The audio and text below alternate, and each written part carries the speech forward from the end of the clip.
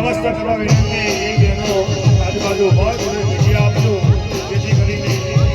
ગરબે રમવામાં સરળતા રહે કોઈને તકલીફ ના પડે અને રાઉન્ડ વ્યવસ્થિત થઈ શકે માતાજીનો ફોટો પણ પ્રતિષ્ઠા થઈ ગઈ છે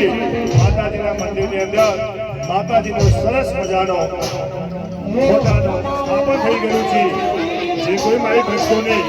માતાજીના દર્શન કરવા હોય તો મંદિરની અંદર માતાજીનો ફોટો સ્થાપિત થઈ ગયો છે પ્રતિષ્ઠા થઈ ગઈ છે